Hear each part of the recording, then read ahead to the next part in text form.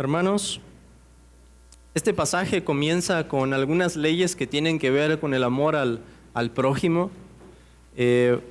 Hemos visto cómo en Deuteronomio parte de la estructura que el libro tiene es que sigue una exposición de cada uno de los 10 mandamientos. Las primeras leyes que encontramos ahí tienen que ver en cómo vamos a cuidar incluso de la propiedad privada de nuestro prójimo. ¿Qué pasa si alguien perdía un animal y su hermano lo encontraba? Debía de guardarlo hasta el momento en que pudiera su hermano llegar y encontrar a su animal. Hay un cuidado aquí para lo que es del otro, para lo que no nos pertenece. Incluso en esa ley que vemos, en la que el Señor manda a construir un pretil, una reja, una especie de barandal sobre la casa para que ninguno se cayera. Hermanos, es interesante ver cómo el Señor da estas leyes que buscan con tanto detalle, con tanto cuidado, preservar la vida de las personas y al mismo tiempo enaltecer, exaltar la medida de la justicia de Dios. Pero en gran parte del pasaje encontramos leyes que se refieren a la inmoralidad sexual y me quisiera detener un poco más para hacer algunas aplicaciones aquí. Estas leyes, por supuesto, tienen que ver con el séptimo mandamiento. Si el sexto mandamiento, no matarás, nos enseña también el cuidado a la vida de nuestro prójimo. El mandamiento no cometerás adulterio no solamente nos enseña a guardarnos del adulterio, sino a buscar una pureza de corazón y una pureza sexual.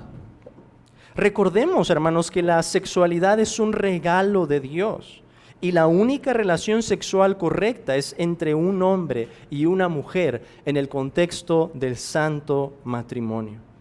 Todo lo que está fuera de eso es una abominación delante del Señor. Y tenemos que pensar esto, hermanos, creo con más cuidado, porque nuestra cultura nos empuja a ello ahora con una mayor fuerza. Y debemos de ser sabios para tener una teología en la que podamos definir, hablando de Dios y hablando de su derecho sobre nosotros y sobre nuestras vidas, cuál es la manera en que debemos conducirnos en este mundo. Dios es nuestro creador y juez y por lo tanto el único que puede ordenarnos cómo utilizar nuestro cuerpo y cómo debemos pensar en la sexualidad. Ningún gobierno humano, por más legislaciones que haga, por más iniciativas, ningún grupo de hombres malos que busquen promover algo que sea contrario al orden de Dios, podrá jamás cambiar eso. El argumento moderno de que una persona puede ejercer su sexualidad como quiera mientras no dañe a nadie es una gran mentira. El argumento ignora que Dios es el dueño de nuestros cuerpos. Hermanos, creo que detrás del pecado sexual en nuestra sociedad, uno de los pecados que brilla más, que va más al corazón de esta situación, es en realidad el orgullo. El orgullo en el que el pecador dice, yo puedo hacer lo que quiera con mi cuerpo. ¿Quién tiene derecho sobre mí? ¿Quién me va a imponer reglas para decirme cómo usar esto que es mío? Y creo que una muestra de eso la tenemos en este mes, en que se busca promover la ideología de género, la cuestión de la homosexualidad. Hermanos, es interesante que nos demuestren su pecado. Lo llaman el mes del orgullo. Allí está lo que hay en el corazón, allí está lo que hay detrás de esas conductas, de ese pecado. Orgullo contra Dios. Por tanto, hermanos, necesitamos hablar de esto claramente, tal como la Biblia es clara. Dios estipuló estos mandamientos de forma detallada, de forma meticulosa, para que el pueblo de Israel no se mezclara y no practicara las cosas que los pueblos paganos hacían. Hermanos, es cierto que a veces nos podemos sentir incómodos de tratar estos temas. Es cierto que nos podemos sentir incómodos de hablar de esto en el seno de la familia, pero hermanos, si no lo hacemos, el mundo ya lo está haciendo. Y ellos tienen un discurso muy diferente. Hermanos, el mundo tiene una instrucción. El mundo siempre está educando. Si no, vean la publicidad que hay por las calles y díganme cuál es la conclusión que sacan de eso. ¿Cuál es el mensaje acerca de la sexualidad que esta sociedad nos quiere dar? Si no enseñamos esto en la iglesia y si no enseñamos a nuestras familias, a nuestros hijos, ¿qué es lo que va a pasar? Pues el mundo los va a enseñar y las consecuencias de eso van a ser desastrosas. Cierto, tenemos que ser mesurados, tenemos que ser prudentes, tenemos que hacerlo conforme a la capacidad intelectual que el niño tiene también, pero debemos enseñarle esto, empezando, hijo, Dios es el creador de todas las cosas. Dios es el creador de nuestro cuerpo. Él nos ha hecho a su imagen y por eso lo que hacemos con este cuerpo tiene implicaciones. Este cuerpo es sagrado y Dios nos ha enseñado cómo debemos de utilizarlo. Hermanos, Dios ha puesto los límites en el uso de nuestro cuerpo. Además, tenemos aquí una ley en Deuteronomio 22:5 al respecto también o relacionada con esto, que nos dice, no vestirá la mujer traje de hombre, ni el hombre vestirá ropa de mujer, porque abominación es a Jehová tu Dios cualquiera que esto hace. Y aquí encontramos un principio importante. Hermanos, necesitamos ser sabios para entender cómo aplicar la ley de Dios. ¿Qué pasa cuando muchas personas ven este versículo? Pueden decir, oye, pero por lo que sabemos de las culturas en ese tiempo, tal vez la ropa no era tan diferente, tal vez la diferencia era que los hombres estaban portando armas y las mujeres no. Pero hay un principio detrás de este mandamiento, hermanos. Los símbolos que hacen diferencia entre el hombre y la mujer deben respetarse. Y aunque los símbolos varían culturalmente, en nuestras culturas hay símbolos que se atribuyen más al hombre o símbolos que se atribuyen más a la mujer. Habrá culturas, por ejemplo, en África u otros lugares en que los hombres usen ciertas perforaciones o usen ciertos adornos sobre su cabeza o sobre sus cuellos. Habrá otras culturas en las que eso varía. Pero hermanos, las diferencias con las que distinguimos esto es masculino, esto es femenino, deben mantenerse. Es por eso que un hombre no debe vestirse o comportarse como una mujer y en viceversa, una mujer no debe vestirse o comportarse como un hombre. Lo que está detrás del mandamiento es el principio de la distinción del género. Además, nuestro sexo es definido por la forma en la que Dios nos creó, no por la manera en que nos sentimos. Fíjense lo que está haciendo nuestra cultura, hermanos. Y hablo acerca, sobre todo, de lo que nuestra sociedad llama transgénero. Una persona dice, un hombre, dice, yo no me siento como un hombre. Yo me siento como una mujer y por eso yo quiero que todos afirmen el derecho soberano y supremo que tengo de que reconozcan mis sentimientos. Y si no reconocen mis sentimientos, ustedes son unos agresores, opresores, personas violentas. Pero ¿qué estamos haciendo allí, hermanos, cuando aceptamos esa versión? ¿Estamos aceptando algo que es falso porque la realidad no es esa? La persona, por más cosas que pueda sentir, fue creada de una manera por Dios. ¿Qué es lo que está exaltando nuestra cultura? Un sentimiento por encima de la realidad de lo que somos. Hermanos, vean la locura de hacer eso, lo irracional que es el pecado. Pero además, vemos esto. La ley proveía una protección para la mujer que era virgen y había sido aborrecida por su marido. Dios sabía, hermanos, que Israel era un pueblo malo y que iban a hacer cosas malas, cosas que no debían estar haciendo. ¿Cómo el Señor iba a proteger a las personas que eran inocentes en Israel? Dando leyes que eran justas. Así que si un hombre aborrecía a una mujer y difamaba su reputación cuando se había casado y decía que no era virgen, había una ley para protegerla. No se iba a aceptar la versión de este hombre solamente porque lo dijera. Necesitaba haber evidencia de por medio. Y si la evidencia apuntaba a que la mujer realmente era inocente, ella se había guardado, entonces su vida era preservada y aquel que la estaba difamando era castigado. Hermanos, esto por un lado reprende a nuestra sociedad. ¿Qué pasaba con la mujer que no resultaba virgen, que realmente había fornicado en la casa de su padre? Era condenada a muerte.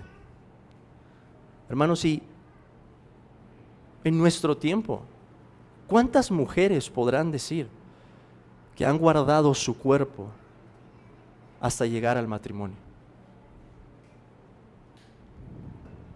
Es triste. Debería darnos tristeza pensar en esto, hermanos. Que nuestra cultura, nuestra sociedad ha distorsionado tanto el valor del cuerpo, la ley de Dios, la grandeza de Dios, que no le importa perder algo que es precioso, que es sagrado, y cambiarlo por pecado. Además de estas leyes, aprendemos que el adulterio es un pecado muy grave. Necesitamos reconocer que hay pecados más graves que otros. Yo sé que muchas veces saliendo del catolicismo romano reaccionamos y decimos, no, pero esto del pecado venial y pecado mortal, ¿por qué mantener esa distinción? ¿Por qué decir que un pecado es más grande? Todos los pecados son aborrecibles delante de Dios. Es cierto, todos los pecados son aborrecibles delante de Dios y toda ofensa merece un castigo que es infinito.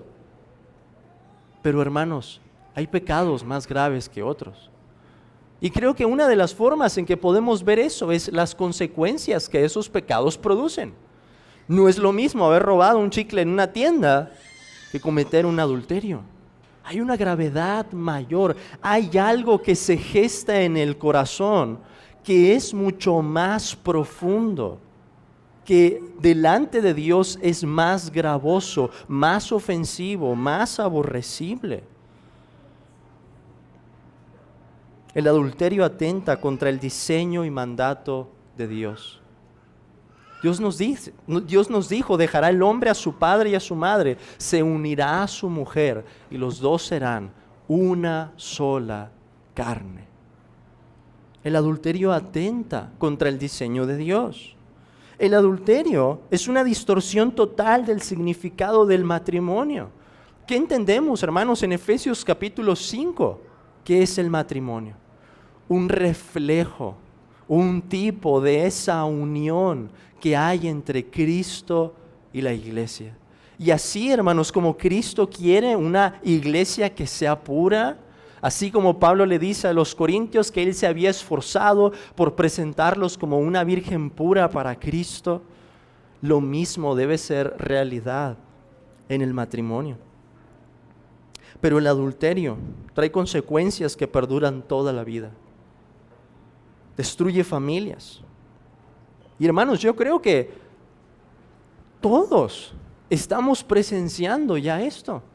¿Cuántas personas hay en este mundo que estuvieron alguna vez casadas o 2 o hasta 3 veces? Tuvieron diferentes hijos, tuvieron diferentes familias. Y si vemos a las familias, están quebrantadas. Es un desastre. Hay mucho pecado de por medio, hay amargura, hay rencores y muchas otras cosas. El adulterio, hermanos, es escoger el placer ilícito y fugaz en lugar del Dios de gloria y el gozo de la santidad. Pero cuán común es.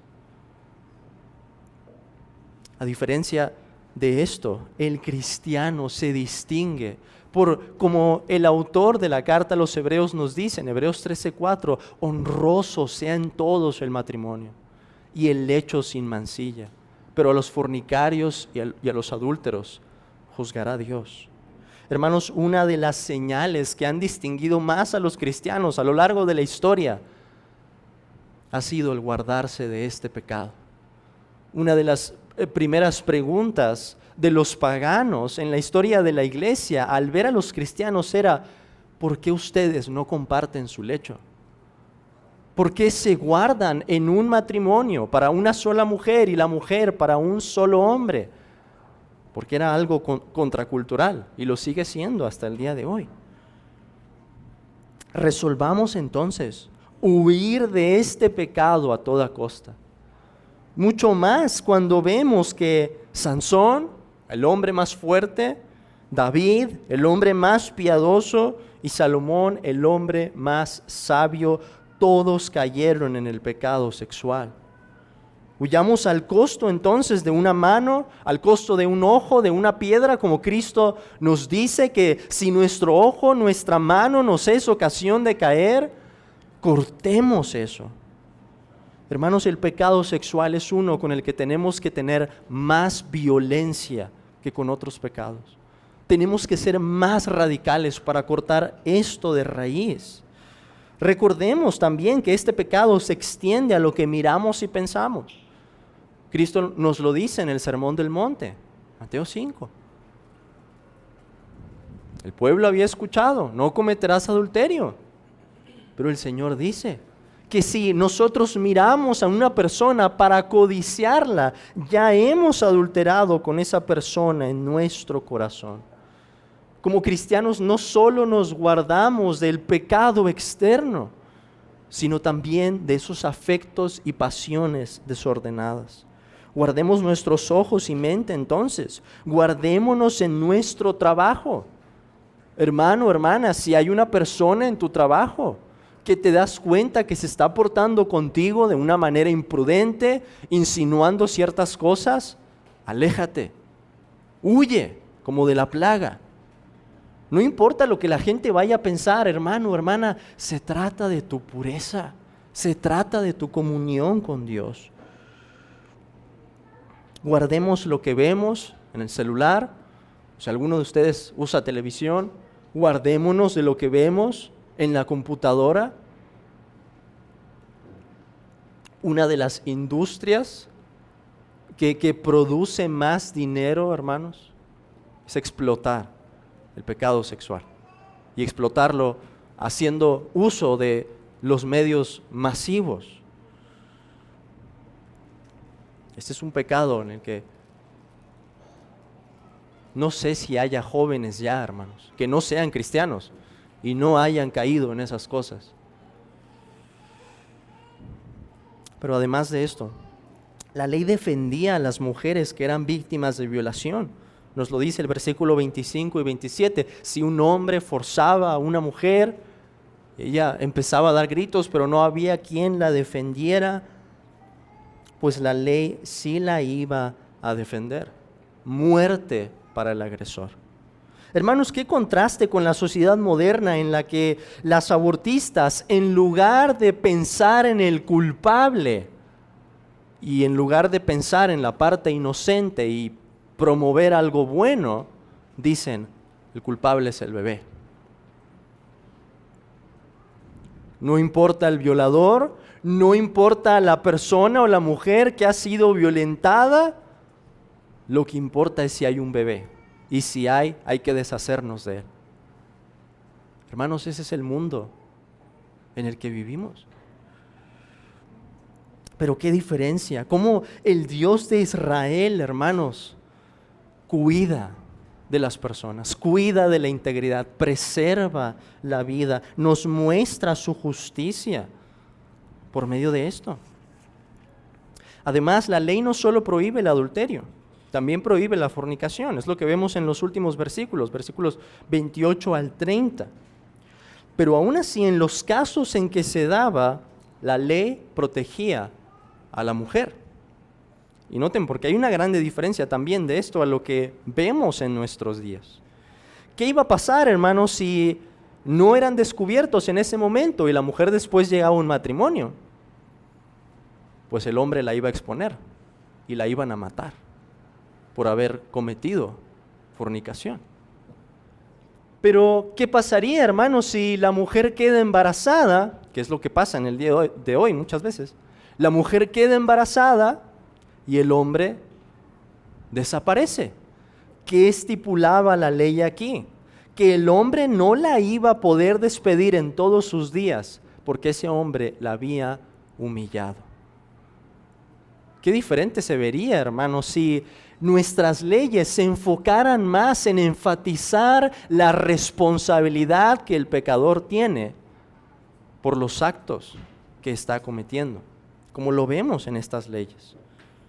Por último, tenemos que preguntarnos, ¿dónde está la esperanza? La mayor parte de las personas en nuestro país ha estado en pecados semejantes. ¿Dónde está la esperanza entonces? Vamos a la primera carta a los Corintios, para terminar, capítulo 6.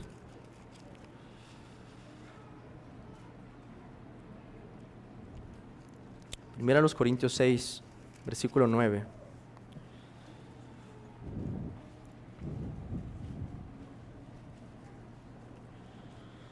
Nos dice: ¿no sabéis que los injustos no heredarán el reino de Dios? No erréis, ni los fornicarios, ni los idólatras, ni los adúlteros, ni los afeminados, ni los que se echan con varones, ni los ladrones, ni los avaros, ni los borrachos, ni los maldicientes, ni los estafadores heredarán el reino de Dios. Y esto erais algunos, mas ya habéis sido lavados, ya habéis sido santificados, ya habéis sido justificados en el nombre del Señor Jesús y por el Espíritu de nuestro Dios. Hermanos, qué esperanza encontramos aquí. Qué poder hay en esa cruz de la que cantábamos hace un momento, para que en una sola mirada, al contemplar a Cristo, seamos librados de esas cadenas de la esclavitud al pecado, así como lo fueron los corintios. Estos hombres vivían en una ciudad pagana, no habían tenido influencia de la ley de Dios y de su palabra hasta que el evangelio llegó allí. En esa ciudad había un culto idólatra relacionado con pecados de este tipo, pero ¿qué diferencia vino a hacer el evangelio, hermanos? Pablo les dice, y esto eran algunos. Ellos vivían de la misma forma, su vida se caracterizaba por eso, pero el parteaguas de su existencia fue esto, que Cristo los había lavado ahora con su sangre, que habían sido justificados, que habían sido transformados por el Espíritu de Dios. La sangre de Cristo entonces, su sacrificio, es eficaz para limpiar todo pecado. Amigo mío, si tú has venido aquí, estás entre nosotros, no has conocido al Señor Jesús, no has sido lavado y tu conciencia te acusa, te condena de este tipo de pecado, sea en el acto, sea en el pensamiento, sea en tus palabras, huye, pero corre al Señor Jesucristo. Corre así como estás de sucio para ser lavado por Él. Él recibe a los pecadores. Él ofrece esta vida eterna y el perdón de nuestros pecados. Hermanos, ¿qué mensaje tenemos para nuestros días? Un mensaje en el que condenamos las prácticas de este mundo, pero que al mismo tiempo decimos, no hemos terminado allí. Las malas noticias no son todo nuestro mensaje, eso es solamente la mitad. Les queremos decir algo más. Hay esperanza, uno puede ser lavado de estas cosas por completo, por la sangre del Cordero que se ha entregado por nosotros. Adoremos, hermanos, entonces en esta mañana con el gozo de saber que hemos sido limpiados de estas cosas y pidamos con mayor fuerza que Dios nos guarde de este tipo de pecados. Amén.